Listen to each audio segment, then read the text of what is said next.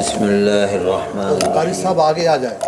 الحمد للہ نحمده ونستعینه ونستغفره ونؤمن به ونتوکل علیہ ونعوذ باللہ من شرور انفسنا ومن سیئات اعمالنا من يهده الله فلا مضل له ومن يضلل فلا هادي له ونشهد ان لا اله الا الله وحده لا شريك له ونشهد أن سيدنا ومولانا محمدا عبده ورسوله أما بعد صدر محترم، علماء کرام اور معزز حاضرین جلسہ، جس مبارک عنوان اور جس موضوع کے ماتحت اس جلسے کو بلایا گیا ہے، میں اس موضوع کے انتخاب اور اس اجلاس کی غرض و غایت پر آپ حضرات کو مبارکباد دیتا ہوں۔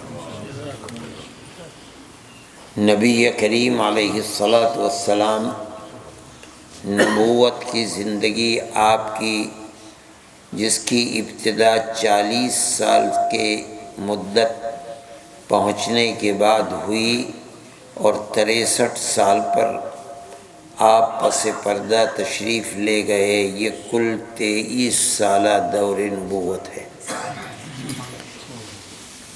اللہ تعالیٰ کو منظور تھا کہ 23 سال میں دنیا کا سب سے کامل و مکمل آسمانی مذہب پایہ تکمیل کو پہنچ جائے گا۔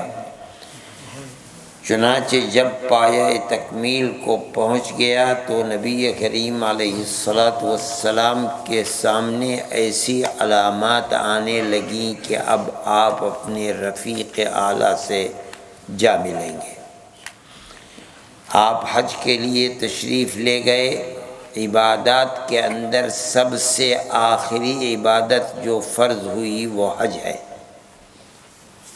آپ نے اعلان فرمایا کہ میں اب حج کے لیے جا رہا ہوں۔ صحابہ نے ہزاروں نمازیں آپ کے پیچھے پڑھی تھیں۔ تقریباً 9 رمضان آپ کے ساتھ گزارے تھے۔ جانتے تھے کہ کس طرح نماز پڑھی جائے گی، کس طرح روزہ رکھا جائے گا۔ رسول اللہ صلی اللہ علیہ وسلم کو نماز پڑھتے دیکھا تھا، روزہ رکھتے دیکھا تھا، حج کرتے ہجرت کے بعد نہیں دیکھا تھا، یا یوں کہیے کہ فرض ہونے کے بعد حج کرتے ہوئے نہیں دیکھا تھا۔ جب مکہ فتح ہو گیا اور کعبۃ اللہ حکومت اسلامی میں آ گیا تو اب نبی کریم علیہ الصلاۃ والسلام نے پہلے سال حج نہیں فرمایا۔ ابوبکر صدیق رضی اللہ تعالی عنہ کو امیر حج بنا کر بھیجا، حضرت علی کرم اللہ وجہہ کو بعد میں۔ جو صورتحال تھی، جو معاہدے تھے، ان معاہدوں کے سلسلے میں سورہ براءت میں جو اللہ نے حکم دیا ہے اس کے مطابق اعلان کرنے کے لیے بھیجا۔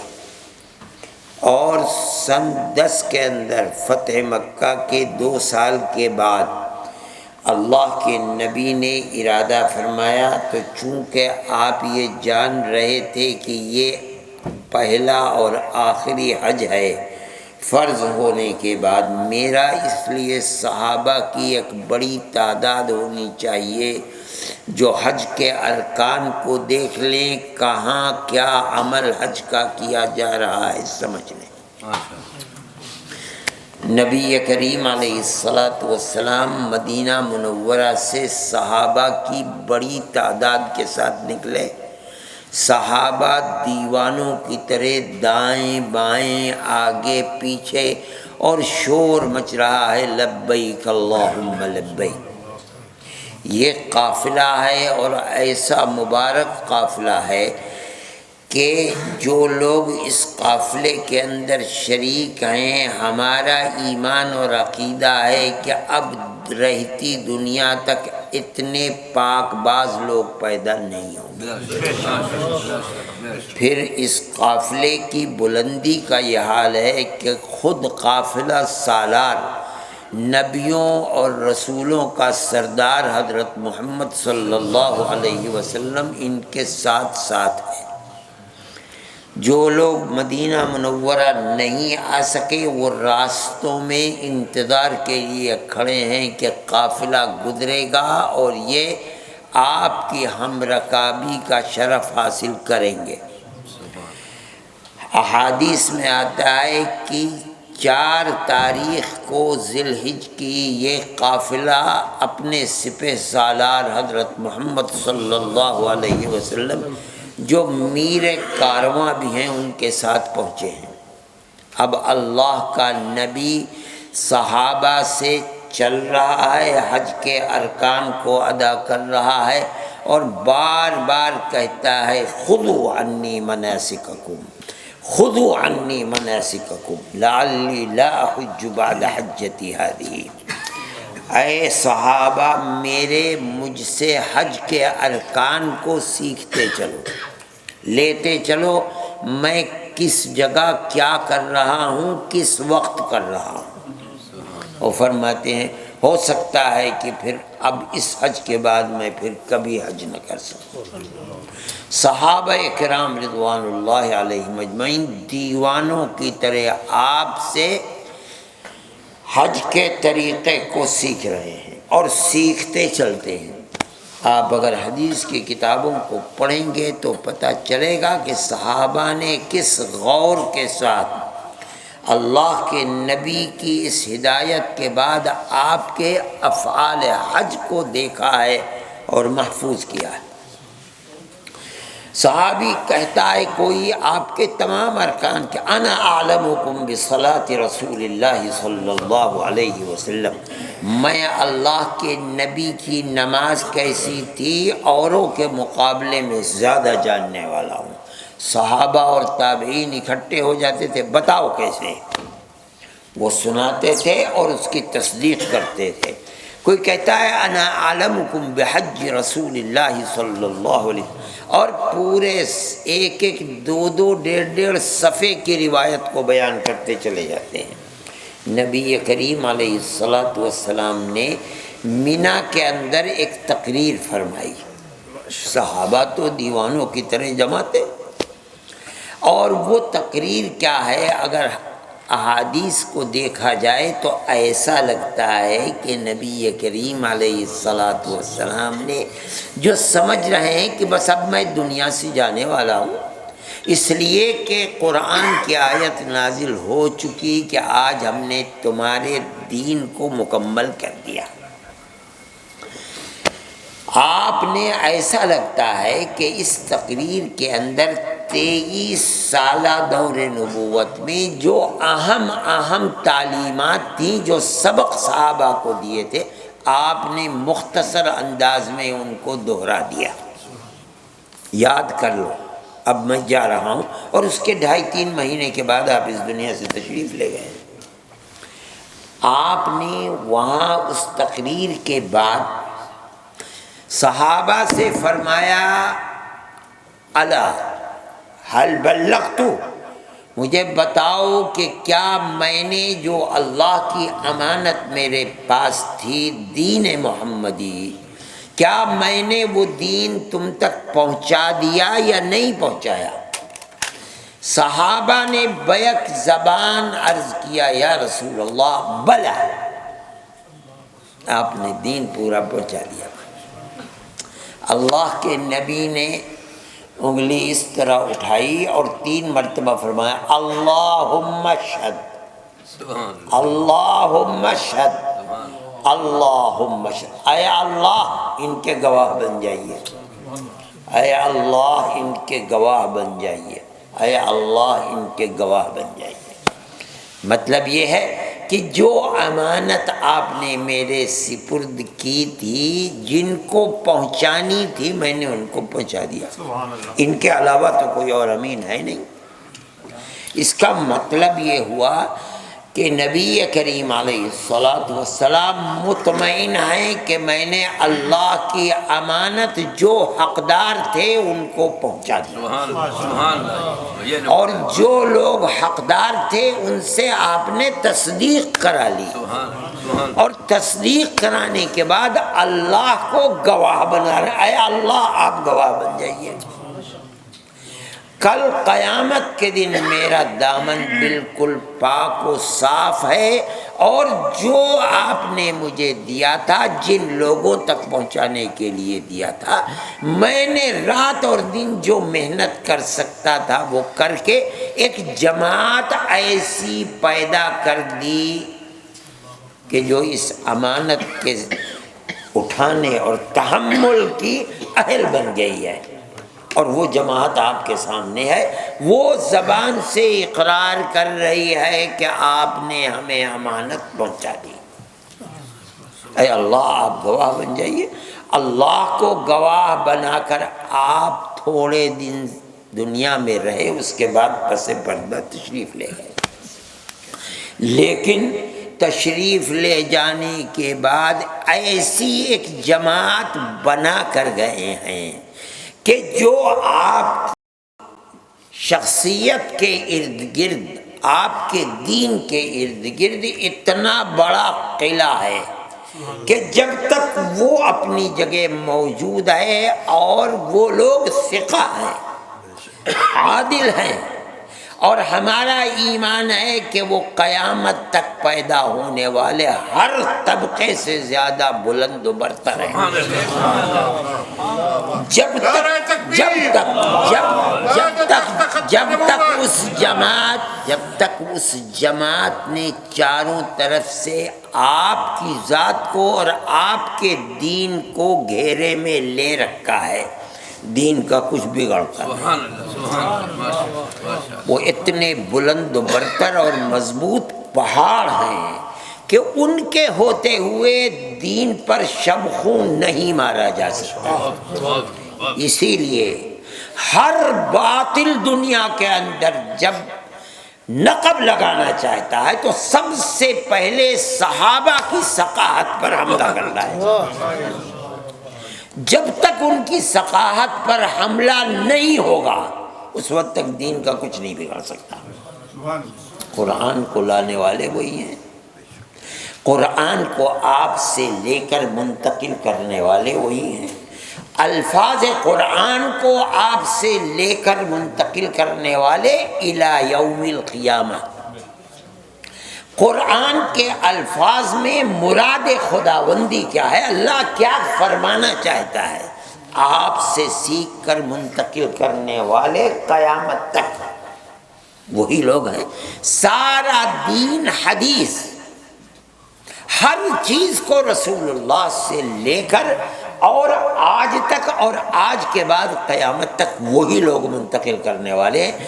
جو طبقہ یعنی اہل سنت والجماعت ان کو قابل اعتماد مانتا ہے، رسول اللہ کا صحیح امین مانتا ہے، اس کے نزدیک آج سے 1400 سال پہلے جیسا قرآن تھا آج بھی ویسے ہی اور قیامت تک ویسے ہی رہے گا۔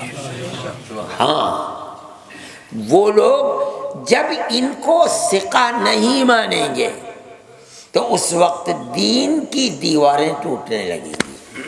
اسی لیے علامات قیامت میں ایک حدیث میں نبی کریم علیہ الصلاۃ والسلام نے فرمایا اذا فعلت امتی 15 خصلۃ حل بها البلاء، میری امت جب 15 کام کرنے لگے گی تو امت پر رحمت کے دروازے بند ہو جائیں گے، مصیبتوں کے پہاڑ ٹوٹنے لگیں گے۔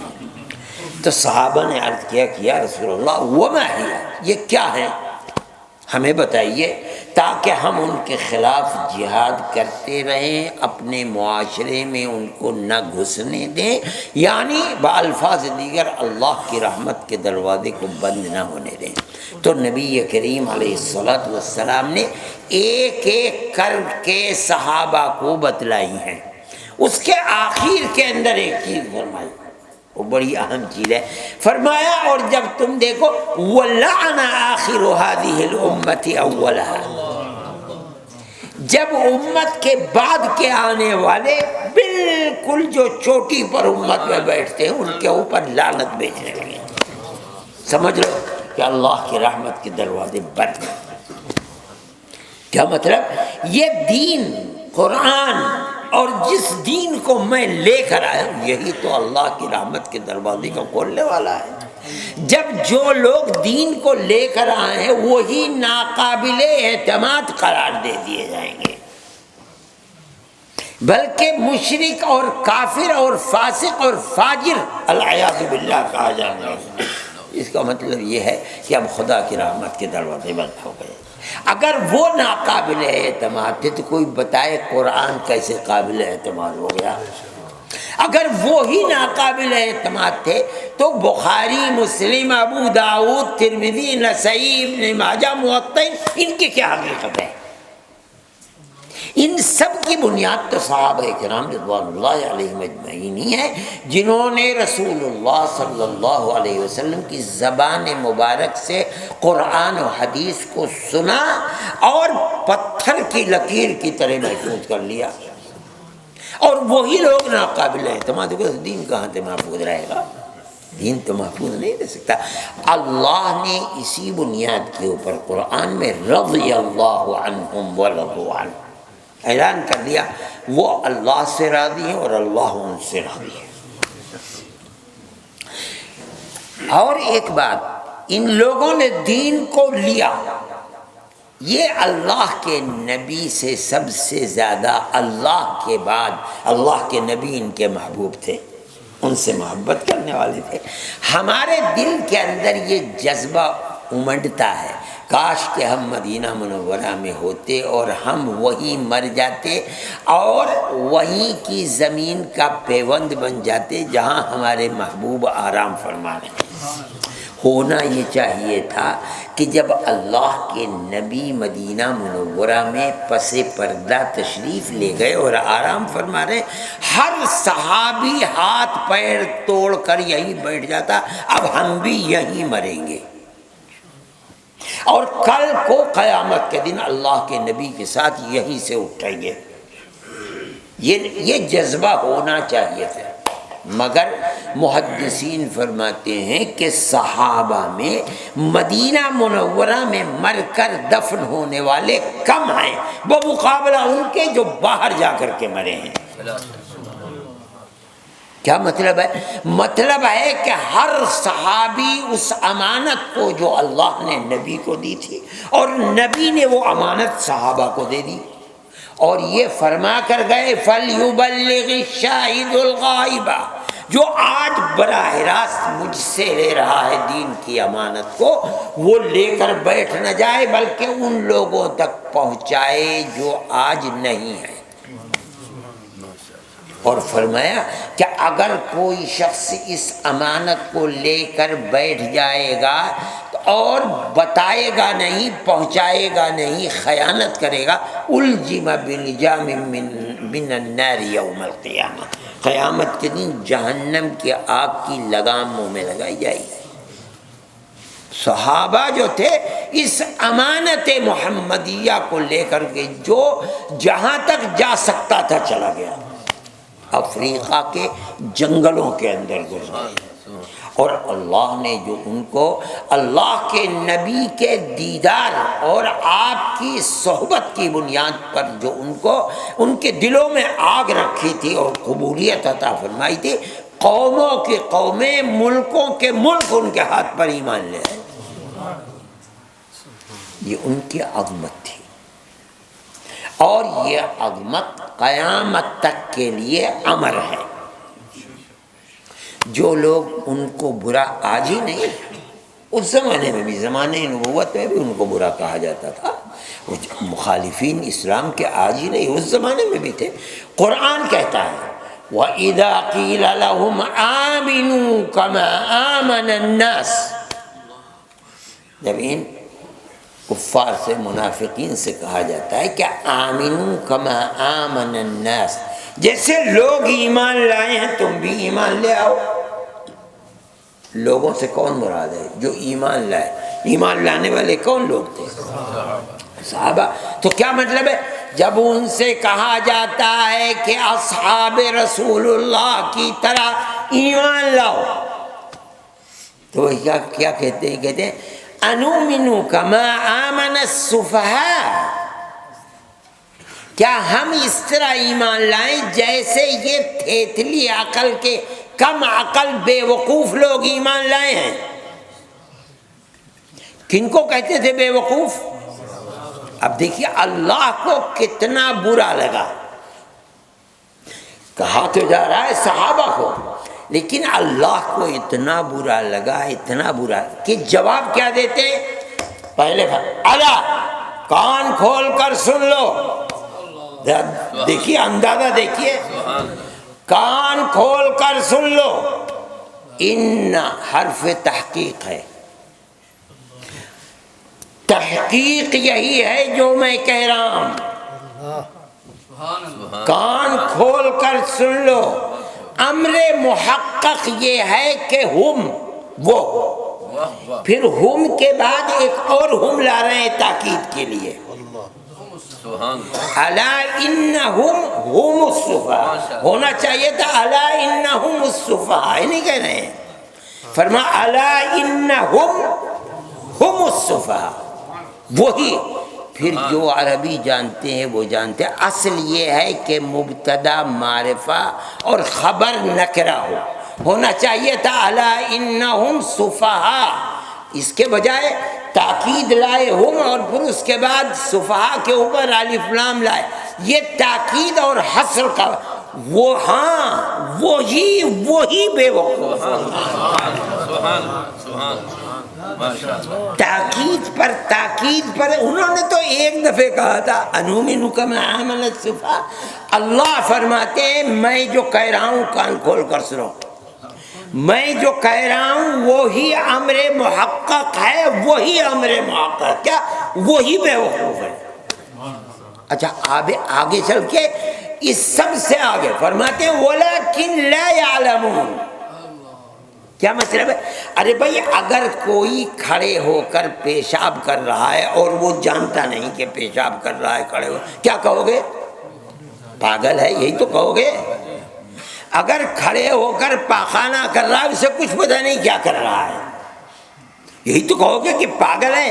اب قرآن کیا کہتا ہے؟ بے وقوف ہیں، بے وقوف ہیں، بے وقوف ہیں، اور انہیں پتہ بھی نہیں کہ وہ بے وقوف ہے، اس کا مطلب ہے بالکل پاگل ہی ہے، عقل ہے ہی نہیں۔ کیا کہہ رہا ہے اللہ؟ یعنی اللہ کو کتنی محبت ہے صحابہ سے،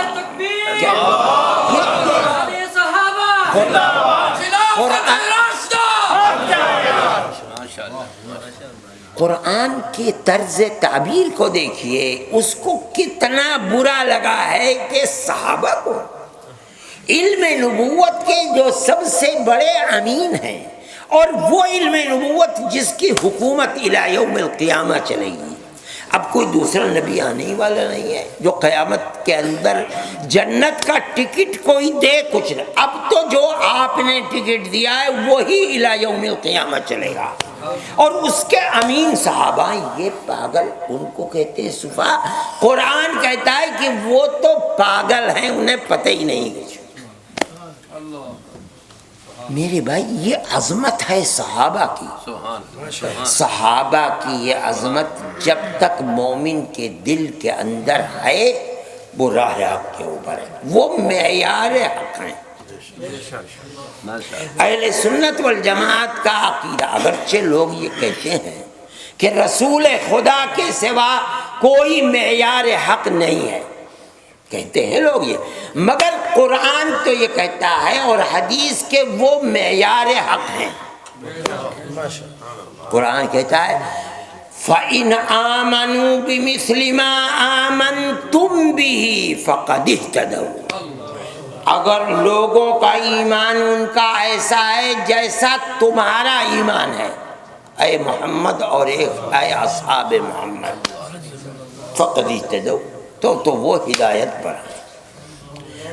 اگر ان کا ایمان تمہارا جیسا ایمان نہیں ہے تو وہ ہدایت کے اوپر نہیں ہے۔ اس کا کیا مطلب ہے؟ معیار حق کا تمہارا ایمان ہے۔ قیامت تک اگر کسی کا ایمان تمہارے ایمان کیا، اللہ نے سرٹیفکیٹ دے دیا فقد اہتدوا۔ اس لیے اہل سنت والجماعت کا تو مسلک یہی ہے کہ صحابہ معیار حق ہیں۔ کوئی اگر ان کو فاسق و فاجر العیاذ باللہ کہتا ہے، میں کہوں گا قرآن سے وہی فاسق ہے، وہی فاسق ہے اور وہ پاگل ہے۔ میں نہیں کہہ رہا ہوں، قرآن کا انداز تعبیر یہی ہے۔ کوئی کہتا ہے وہ معیار حق نہیں ہے، میں کہتا ہوں وہی معیار حق ہے۔ اللہ کے نبی نے بھی فرما دیا ما انا علیہ واصحابی، فرمایا 73 فرقے ہوں گے، اور جگہ 72 ہوئے، میرے یہاں 73 فرقے ہوں گے، کلہم فی النار الا واحدۃ۔ صحابہ نے عرض کیا من ہم یا رسول اللہ، وہ کون ہیں؟ اللہ کے نبی نے نہیں بتلایا۔ کون ہے کا مطلب تو یہ ہوتا کہ بھئی صحابہ ہیں یا تابعین ہیں، تبع تابعین ہیں، کون ہیں؟ عرب کے لوگ ہیں، عجم کے لوگ ہیں کہ نہیں؟ نہیں فرماتے۔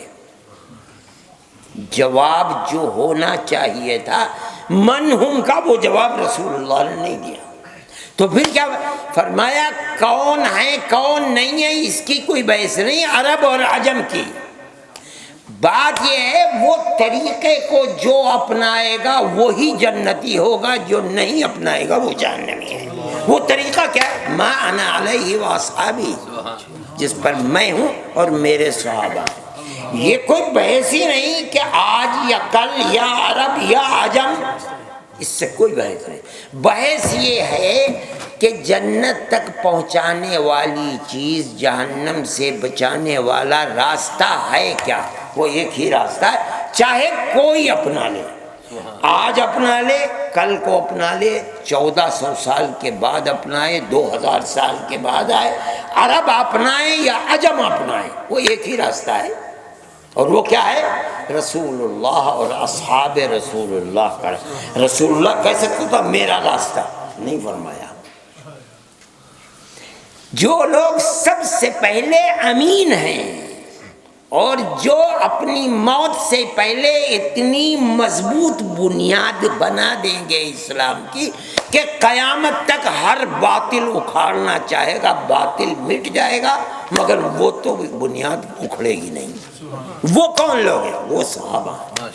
اس لیے اور یہ کہ صحابہ جس راستے کو اختیار کریں گے وہ میرا ہی ہوگا، مجھ سے ہٹ کر نہیں۔ یہ اتنی بڑی شہادت ہے کہ اس سے بڑی شہادت کوئی اور نہیں ہو سکتی۔ میرے بھائی، یہ صحابہ کی عظمت ہے، اور اتنی عظمت ہے کہ اس کو بے شمار کتابیں اور قرآن کی آیت پورا قرآن صحابہ کی صداقت، ان کی امانت پر بول رہا ہے۔ اگر ان کی امانت اور صداقت نہیں ہوگی تو قرآن کو اللہ کی کتاب کہنا اور جیسا نازل ہوا تھا ویسے ہی ماننا مشکل ہو جائے گا۔ اس لیے اہل سنت والجماعت کا تو عقیدہ ہے، ایمان ہے۔